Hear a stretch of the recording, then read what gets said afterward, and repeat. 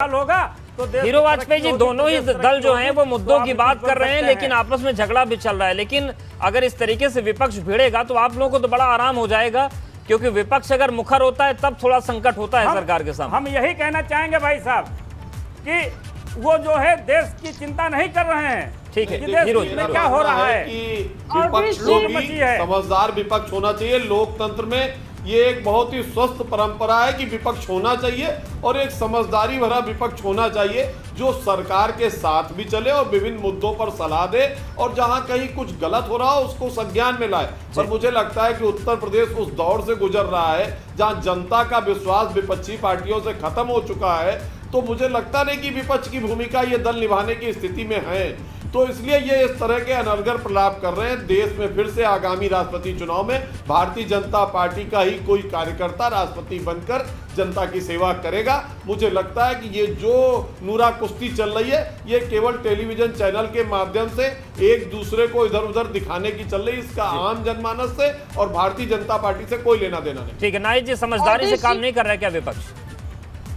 अवधेश जी, सबसे पहले तो मैं जो हीरो द्विवेदी जी ने जो बातें की अभी ब्रेक पे जाने से पहले उस पर अच्छा उस पे मैं जवाब देना चाहती हूँ कि अरे इनको ये समझना चाहिए कि 60% जनता ने बीजेपी को नकारा है। 2017 के मुकाबले इनका केवल 2% वोट पे इजाफा हुआ। एन कैन प्रक्रिया से मात्र 41% वोट इनको मिला है और बैलेट बॉक्स में इनको 33% वोट मिला। इनकी 52 सीटें घटी है। वही समाजवादी पार्टी को परसेंटेज में मत जाइए, हार को स्वीकार करिए, मानिए कि आपका नेतृत्व अक्षम है, आप सही दिशा में लड़ाई नहीं लड़ रही, आप जनता के साथ नहीं थे, आप ट्विटर से पार्टी चला रहे थे, वर्क फ्रॉम होम कर रहे थे, इसलिए जनता ने आपको नकार दिया। हीरो जी को बोल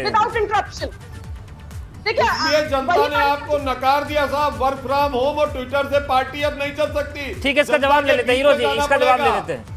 नाइक जी क्या वर्क फ्रॉम होम भारी पड़ गया क्या? पैदा हुए हैं चांदी की चम्मच मुंह में लेकर, ये उत्तर प्रदेश है, कड़ी धूप में तपती धूप में जनता के बीच में जाना पड़ेगा। टेलीविजन चैनलों के माध्यम से सत्ता नहीं मिल पाएगी। अब इसके माध्यम से जो आप झूठी बातें फैला रहे हैं कि आप लोग बहुत काम कर रहे हैं, जनता बहुत समझदार है, जनता सब देख रही है कि केवल आपकी सरकार के विज्ञापनों पर चल रही है, संपत्ति पर कहीं नहीं है। 10-10 घंटा 12-12 घंटा लाइट नहीं आ रही है और आप लोग इसी कमरों में बैठकर जो है ट्विटर खेलते हैं। और किस बात से किस मुंह से आप बात करें? समाजवादी पार्टी को बैलेट से 52% वोट मिले, उसके अनुसार 304 सीटों पर समाजवादी पार्टी की जीत होती है। लेकिन से भारतीय जनता पार्टी सत्ता पर तो काबिज हो गई, लेकिन कम से कम अब जब आप सत्ता में आ गए तो जाकर लोगों की जानो माल की देखिए जनता जान चुकी है, परिवारवाद को नकार चुकी है। पहले भी पूरा परिवार हारा, इस बार भी आपके परिवार के महत्वपूर्ण सदस्य हारे, इसलिए मानकर चलिए कि जनता का विश्वास आपके साथ नहीं है। ये परसेंटेज के खेल में अब जनता बदलने वाली नहीं है। जनता समझदार है। 4 चुनाव में आपकी हार बता रही है कि धीरे धीरे समाजवादी पार्टी किसी एक वर्ग विशेष की, एक परिवार विशेष की, और मुझे तो लगता है कि अब समाजवादी पार्टी में 2 परिवारों की लड़ाई, एक मुलायम सिंह परिवार और एक अखिलेश यादव परिवार, 2 परिवारों की लड़ाई में समाजवादी पार्टी सीमित हो गई है। और मुलायम सिंह परिवार का जरूर हम लोगों की तरफ झुकाव है और अखिलेश यादव अकेले, मैं, मेरी पत्नी, मेरे बच्चे, सीएए एनआरसी के उसमें कोई नेता नहीं बचा। अखिलेश यादव की नाबालिग बच्चियां पहुंच गई धरना प्रदर्शन के लिए।